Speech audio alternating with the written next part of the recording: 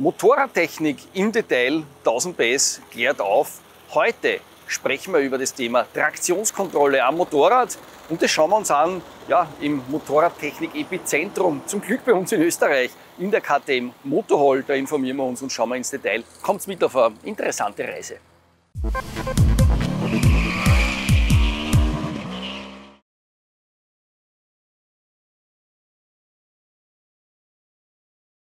Ich bin man mag es nicht glauben, ich schaue so jung aus, aber ich bin doch schon ein älteres Kaliber und fahre schon sehr lange Motorrad und bin auch sehr lange Motorräder ohne Traktionskontrolle gefahren. Was wiederum heißt, ich fahre so, dass ich das auch ohne Traktionskontrolle noch abfangen kann, was ich sozusagen selber dem Motorrad zutraue unter Strecke. Wenn irgendwas ist, dass irgendwo Laub und Feuchtigkeit plötzlich auftauchen, habe ich eher Pech gehabt. Aber ich bin einer, der halt von Haus aus schon so fährt, dass das alles nicht sein kann. Aber wenn es dann ist, würde mir die Traktionskontrolle wahrscheinlich den Arsch retten, aber ich kann mich jetzt nicht direkt erinnern, wann das war. Ja, die Traktionskontrolle hat mich definitiv schon mal gerettet und vermutlich hat sie mich auch schon öfter gerettet, als ich es überhaupt weiß. Ich bin früher ohne Traktionskontrolle damals gefahren. Die ersten 2 Jahre bin ich mit 34 PS rumgefahren und da hatte ich schon 2 Situationen, wo ich in Schräglage Gas gegeben habe und das Hinterrad ausgebrochen ist und ich dann irgendwie mit viel Glück und wenig Können doch irgendwie nicht auf der Nase lag. Und jetzt stelle ich mir mal vor, ich hätte mehr als diese 34 PS gehabt, da wäre ich definitiv sofort auf der Nase gelegen. Und da muss ich sagen, das ist der große Vorteil der Traktionskontrolle, wenn man jetzt auf ein stärkeres Motorrad steigt, wo man eben sehr schnell den Grip verlieren kann, wenn man ans Gas geht.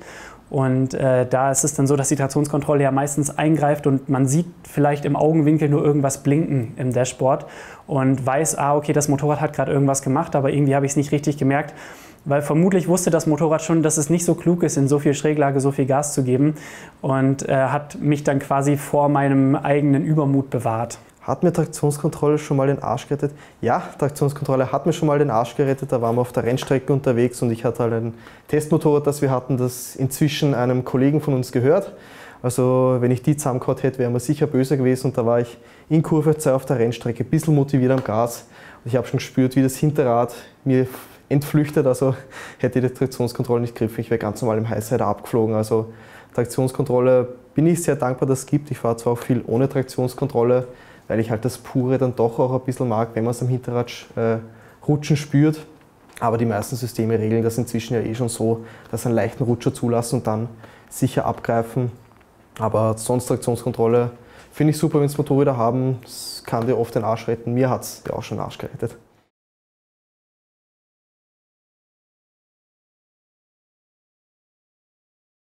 Das Grundprinzip der Traktionskontrolle ist zunächst mal einen Antriebsschlupf zu vermeiden und ein Wegrutschen des Hinterrades zu vermeiden. Zusätzlich können wir natürlich die Traktionskontrolle auch noch zur Erkennung von einem Abheber vom Vorderrad, also von einem Wheelie, verwenden.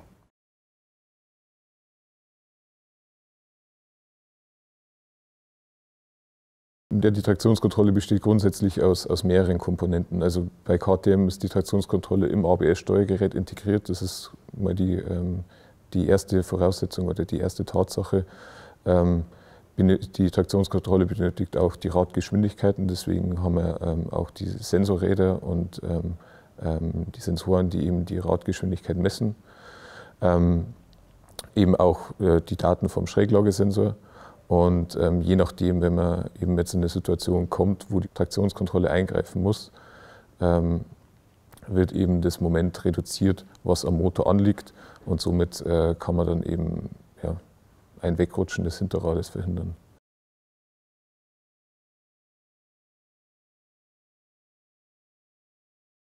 Also die grundlegenden Sensoren, da es eine Schlupfregelung, also im Grunde eine Schlupfregelung ist natürlich, sind die Raddrehzahlsensoren und die Sensorscheiben, also ähnlich wie beim ABS, weil im Grunde kommt es immer wieder auf die Raddrehzahlen. Das ist das ist quasi die Urbasis von einer Traktionskontrolle. Ohne dem funktioniert gar nichts, das sind die Hauptsensoren.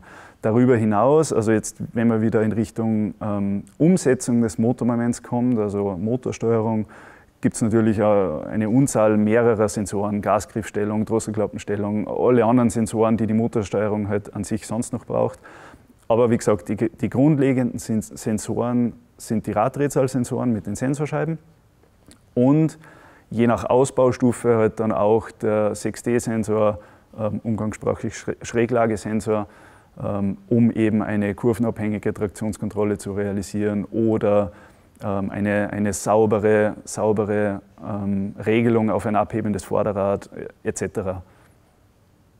Ja, wenn man jetzt von so Traktionskontrollensystemen spricht, sind jetzt einige Begriffe gefallen in dem Video. Da möchte ich einfach nur kurz darauf hinweisen, welche Komponenten da wo sitzen. Klar ist, diese Raddrehzahlsensoren sitzen direkt an den Rädern. Und dann habe ich hier jetzt an so einer Super Duke zum Beispiel hier das ABS, die ABS-Einheit, das ABS-Modul.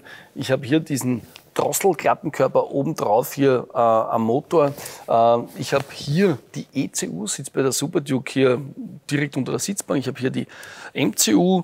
Was sind noch für Teile relevant? Klarerweise hier der Gasgriff, der hier den Wunsch an die ECU übermittelt. Und hier die Drosselklappen und die Einspritzdüsen, aber auch die Zündung, die gesteuert wird natürlich auch von der ECU, folgen nachher diesen Befehlen und setzen dann insgesamt diese Traktionskontrolle um.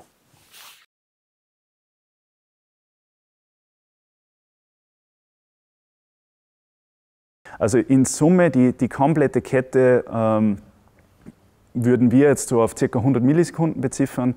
Die Logik an sich läuft in einem 20 Millisekunden Raster, das heißt alle 20 Millisekunden werden Sensordaten erfasst, berechnet und ein neuer Drehmomentwunsch an die ECU gesendet. Die ECU verarbeitet das dann natürlich auch nochmal, vergleicht es mit einem Fahrerwunsch, mit irgendwelchen internen Mechanismen, bis die Drosselklappe dann darauf reagiert und das Moment wirklich umgesetzt wird vom Motor, in Summe ca. 100 Millisekunden.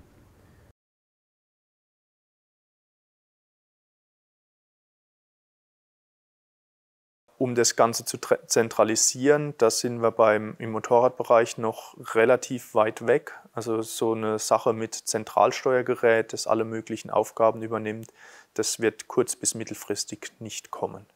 Sondern wir werden weiterhin eine Vielzahl an Steuergeräten, die eher noch wächst als abnimmt, auf High-End-Motorrädern sehen.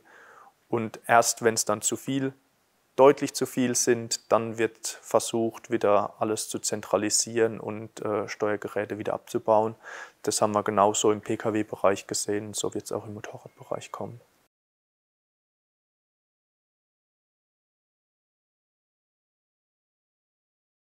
Ich muss ehrlich gestehen, bei Traktionskontrollen spüre ich noch richtig arge Unterschiede der Systeme. Es gibt welche, die mich zum Wahnsinn treiben, wenn sie regeln und dann aber nicht schnell genug wieder umswitchen auf, hey, alles wieder in Ordnung, du kannst jetzt wieder voll ans Gas gehen. Es gibt viele Systeme, leider nach wie vor, die einfach dann in ihrem Modus bleiben und dann muss ich erst wieder vom Gas gehen, vielleicht sogar schalten, damit sich das alles wieder sozusagen zurückstuft auf Normalbetrieb.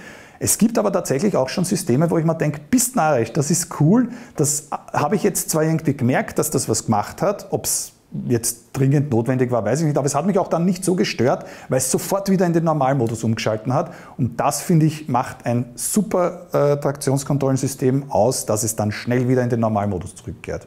Der Fahrer bekommt davon, also von der Regelung an sich, kriegt er relativ wenig mit. Also es ist einfach nur so, wenn man jetzt eine Offroad-Traktionskontrolle nimmt oder wenn man einfach auf losem Untergrund den Gashahn voll aufreißt, dann wird man eine geringere Leistungsabgabe spüren. Aber wenn man jetzt im normalen Straßenbetrieb ist und die Traktionskontrolle greift ein, ist es eigentlich kaum Leistungsverlust. Also der Fahrer spürt kein Holdback, dass er jetzt meint, er würde eigentlich gern mehr Gas geben und es geht aber nichts vorwärts, sondern es lässt eine gewisse Beschleunigung zu, aber halt nur so viel, wie es eben aktuell gerade möglich ist, um eben um Wegrutschen vom Hinterrad eben noch zu verhindern.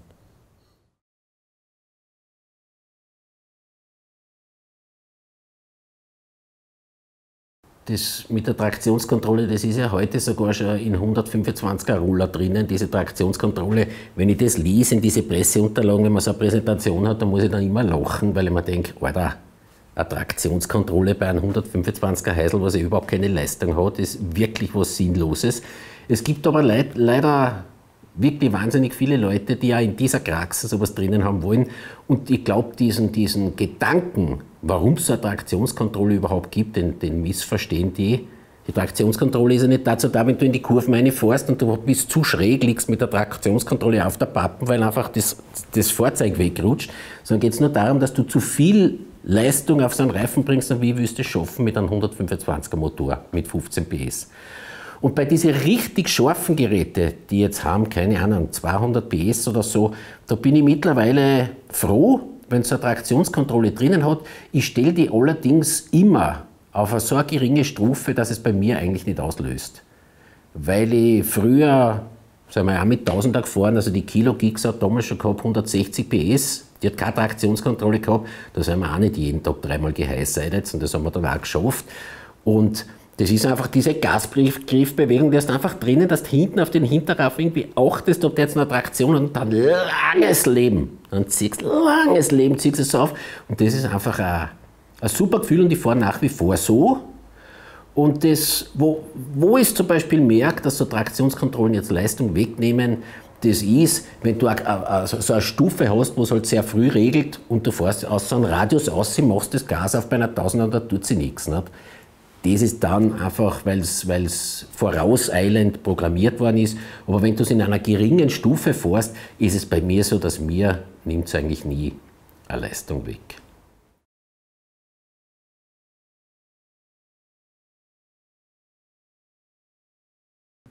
Also die Anfänge der Traktionskontrolle, oder das ist wahrscheinlich so dieser erste Ansatz, der jedem in den Sinn kommt.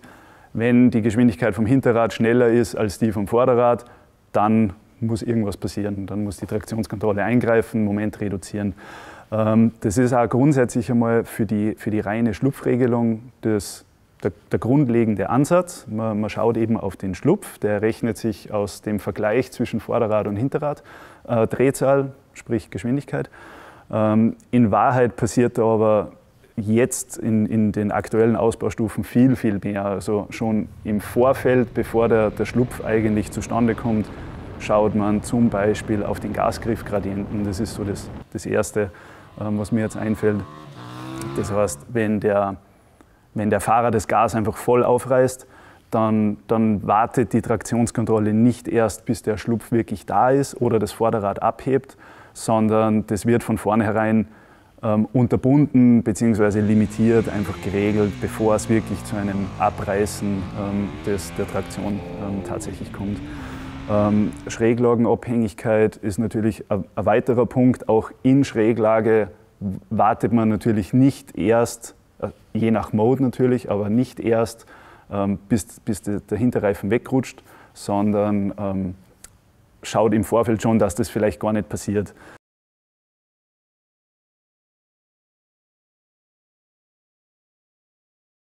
Also die ersten Traktionskontrollensysteme bin ich, glaube ich, in Rennmotorrädern gefahren. Die habe ich aber nie zum Einsatz gebracht, weil egal wie viel Gas ich gegeben habe, es war immer noch zu wenig, als dass dieses Wunderding in dem Renn-Superbike irgendwie in Erscheinung hätte treten können. Insofern waren die ersten Serienmotor 2009, 2010, die mit so Traktionskontrollensystemen ausgestattet waren, die ich fahren durfte. Zu Beginn war das eine hölzerne Sache, aber man hat sich halt gefreut, dass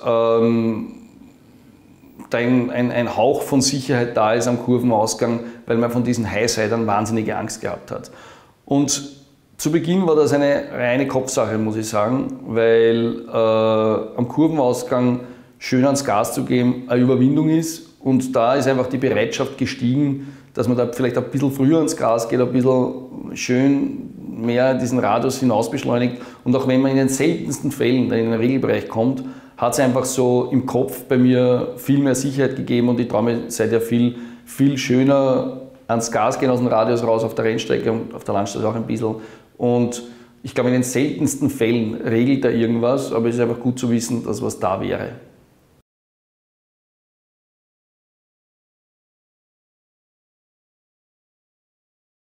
Also die Highsider-Wahrscheinlichkeit ist mit einer modernen Traktionskontrolle natürlich drastisch reduziert. Ganz ausschließen würde ich es jetzt nicht, einfach weil auch eine Traktionskontrolle im Grunde nicht in die Zukunft schauen kann und nicht weiß, kommt jetzt der Kanaldeckel, der vielleicht weniger Grip hat, kommt irgendeine Verschmutzung, komme über den Bitumenstreifen, über die weiße Linie, über Laub, solche Sachen. Also das kann natürlich eine Traktionskontrolle nicht vorhersehen, sondern nur darauf reagieren. Und das sind eben so Situationen, wo wirklich der Schlupf auftritt und eingefangen oder geregelt werden muss. Und auch da kann es dann natürlich auch sein, dass das die Traktionskontrolle nicht mehr schafft. Das Ganze hat alles eine Reaktionszeit. Die Sensordatenübermittlung, die Verarbeitung, die Berechnung, die Umsetzung dann, das sind alles elektronische, mechanische Systeme. Der Reifen hat eine Trägheit, bis dann wirklich auf Fahrzeugebene die Antwort stattfindet, kann es auch mit einer Traktionskontrolle schon zu spät sein. Aber im Großen und Ganzen kann man sagen, auf einer sauberen, trockenen Fahrbahn mit einem guten Reifen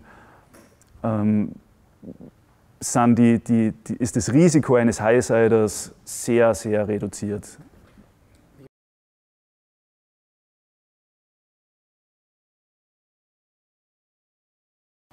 Ja, da muss ich sagen, das würde mich auch sehr interessieren, weil es sind ja unglaublich viele Sensoren, die da reinspielen. Und ich muss sagen, wenn ich mir jetzt vorstelle, dass einfach Vorder- und Hinterradgeschwindigkeit miteinander abgeglichen werden, dann ist es ja so, dass wenn ich einen Wheelie fahre, das Vorderrad sich langsamer dreht als das Hinterrad zwangsweise. Und dann müsste die Traktionskontrolle ja eigentlich einschreiten, weil das Gleiche passiert ja auch, wenn ich die Traktion verliere. Also die Frage dann bitte an die Techniker. Also die Aufteilung in die Wheelie-Erkennung und die Schlupfregelung ist grundsätzlich separiert. Wir haben zwar, ich will nicht sagen unabhängige Regler, aber zwei grundsätzliche Funktionen in der Traktionskontrolle. Das eine ist eben die Schlupfregelung. Die erkennt wirklich, wenn die Drehzahl am Hinterrad abreißt im Vergleich zum Vorderrad. Sei es jetzt, weil man seitlich wegrutscht oder über einen nassen Kanaldeckel drüber fährt, auch in geradeausfahrt. Also das ist, wie gesagt, Schräglage, geradeausfahrt ist völlig unabhängig. Man vergleicht die zwei Raddrehzahlen, wenn das Hinterrad, wenn die auf einmal abreißt, sprich schneller wird oder viel, viel schneller wird, eben Schlupf erkannt wird, dann greift die Schlupfregelung. Die Lift-Up-Erkennung schaut, ob das Vorderrad, jetzt ganz grob gesagt, während eines Beschleunigungsvorganges langsamer wird. Das heißt, das ist ja dann der Fall, wenn das Vorderrad vom Boden abhebt, dann wird die Geschwindigkeit vom Vorderrad nicht mehr schneller, sondern langsamer. Dadurch erkennt man ein abgehobenes Vorderrad. Unterstützend nimmt man noch den 6D-Sensor mit rein in die ganze Regelung. Und so kann man die zwei Situationen eigentlich ziemlich schön separieren und auch getrennt drauf regeln.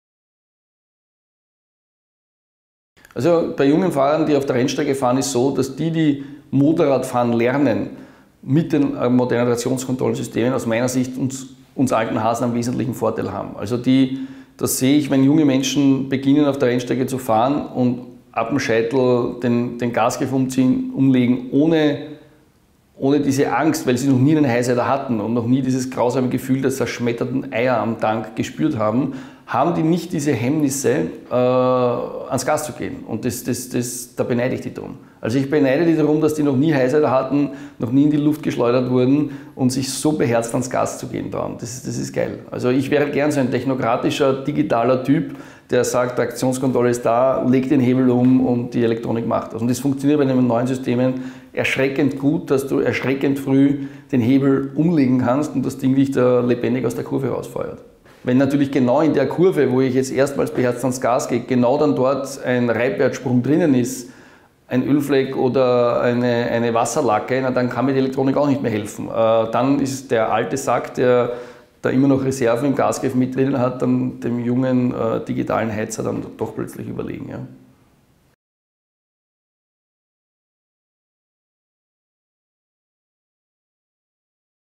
Also Traktionskontrolle im Offroad-Bereich ist sicher deshalb schwieriger, weil die Bodenverhältnisse so stark wechseln.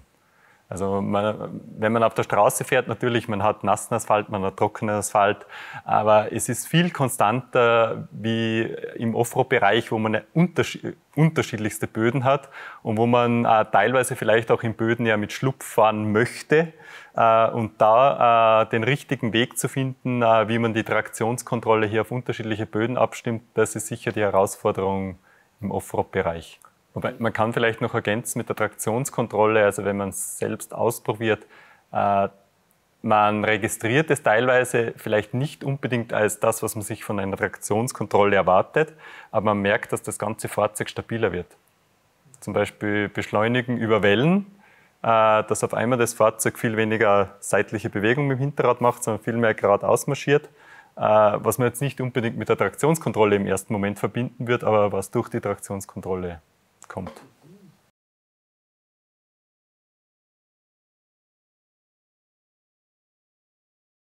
Also ich muss sagen, ich habe kein Problem, irgendein Motorrad ohne Traktionskontrolle zu fahren und ich hätte auch kein Problem, dass man sagt, alle Motorräder werden ohne Traktionskontrollsysteme verkauft. Das ist einfach so, wenn die Motorräder so wie sie jetzt sind, ein gutes Ansprechverhalten haben, in einer normalen Umgebung wunderbar funktionieren. Eine moderne Super Duke hat Leistung ohne Ende, die hat ein radikales Chassis und sie lässt sich mit dieser auch ohne Traktionskontrolle wunderbar dosieren und wunderbar fahren. Es wird nur etwas mühsam und heikel, wenn halt die Rahmenbedingungen schlecht sind, nasses Kopfsteinpflaster, dann ist das einfach stressig und dann freut man sich, dass man da einfach den Rain-Mode reinballern kann und dann ist das einfach ein Sicherheitsnetz. Aber grundsätzlich, wenn ein Motorrad eine gute Motorabstimmung hat, ist es für jeden Menschen wunderbar zu fahren, auch ohne Traktionskontrolle. Ja, ich würde eine Super Duke ohne Traktionskontrolle fahren, allerdings würde ich sie ganz anders fahren, als wenn ich wüsste, dass sie eine Traktionskontrolle hat, weil ich eben wirklich Respekt vor dieser Power habe und weil ich weiß, dass dieses unglaubliche Drehmoment eben dir relativ schnell den Garaus machen kann und du relativ schnell dann fliegst. Und deswegen, wenn ich eine Super Duke ohne Traktionskontrolle fahren würde, würde ich sie vermutlich fahren wie eine CBF 600, eine alte, und würde wirklich versuchen, langsam zu sein, was man auf diesem Motorrad dann ja zwangsweise gewesen ist. Aber ich würde definitiv nicht aggressiv ans Gas gehen oder versuchen, da die Grenzen auszuloten. Zumindest nicht im Straßenverkehr, das wäre mir einfach zu gefährlich. Ich, wie gesagt, bin einer, der schon sehr vorausschauend fährt, so dass er selber noch alles regeln kann. Aber ich glaube, dieses Biest würde ich dann lieber nicht ohne Traktionskontrolle fahren. Also ich glaube, dass die Traktionskontrolle auf diesem Motorrad sehr gut ist und da fällt mir ein, ist es auch tatsächlich eine, die sehr schnell wieder in ihren Normalmodus zurückwechselt. Das ist ein gutes Beispiel. Ja, aber spannende Reise hier durch die Motorhall, spannende Reise hier ins Thema Motorradtechnik, ins Thema Traktionskontrolle. Wie habt ihr das empfunden? Ist das für euch, wie soll ich sagen, fluffig erklärt worden oder sind Fragen offen geblieben? Gerne könnt ihr uns die Fragen unten drunter posten und gerne könnt ihr natürlich auch hier vorbeikommen auf einen Café in die Garage, wo ich jetzt hier sitze, oder in die Motorhall, um das ja noch im Detail anzusehen. Auf alle Fälle danke fürs Mitmachen, danke fürs Kommentieren, danke für eure Wertschätzung und den Link zu den weiteren Folgen, den habt ihr unten drunter in der Videobeschreibung.